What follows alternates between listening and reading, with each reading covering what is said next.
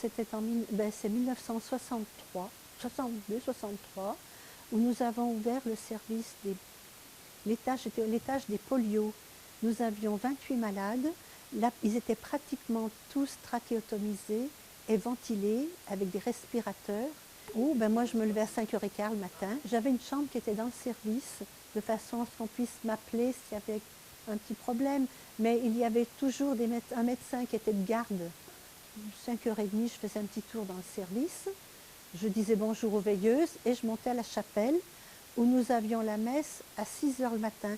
Nous avions la messe à 6h15 et à 6h30, 7h moins le quart, nous redescendions dans le service où là nous avions aussi un petit temps de prière parce que nous étions plusieurs sœurs avant de commencer le travail où on priait pour les malades, particulièrement ceux du service.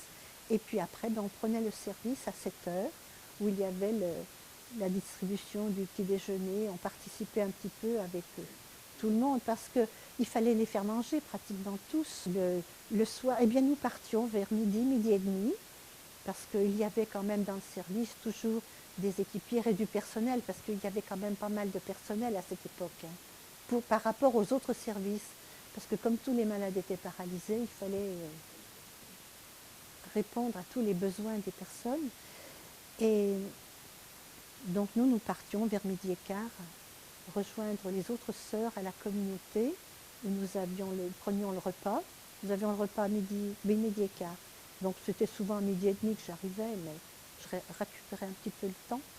Et puis après le repas, nous allions à la chapelle de la salle à manger qui était au rez-de-chaussée à l'hôpital.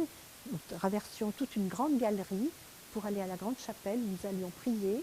Et puis en ressortant de la chapelle, ça durait à peu près une dizaine de minutes, nous montions ensemble à la communauté qui était au 3e étage, où nous avions une vue magnifique.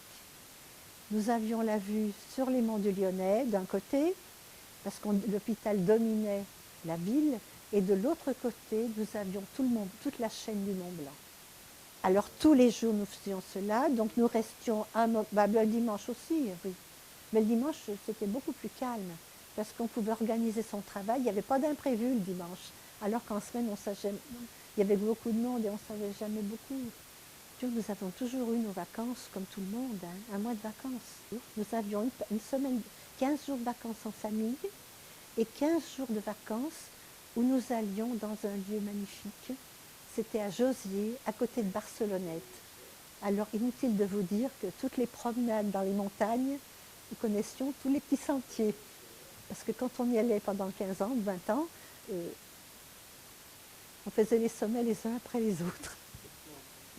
Qu'est-ce qui m'a apporté un certain épanouissement de la femme? Parce que, je vous étonne peut-être. Non, mais c'est parce que je voyais des réactions. Mais dans la fonction où j'étais, j'avais quand même un rôle de mère de famille. Nous avions quand même des enfants qui n'avaient pas toujours la visite de leurs parents et nous avions créé un petit peu un groupe familial au sein du service. Nous avions des adultes et des enfants et nous avons fait beaucoup la fête. Et c'est important, vous savez, de faire la fête. Alors il y avait les fêtes des mères et aux enfants, nous leur appenions des chansons. Et ils venaient faire le radio-crochet pour fêter leur maman. Et ça nous montre aussi l'importance de l'attention à chaque personne et aux besoins de chacun.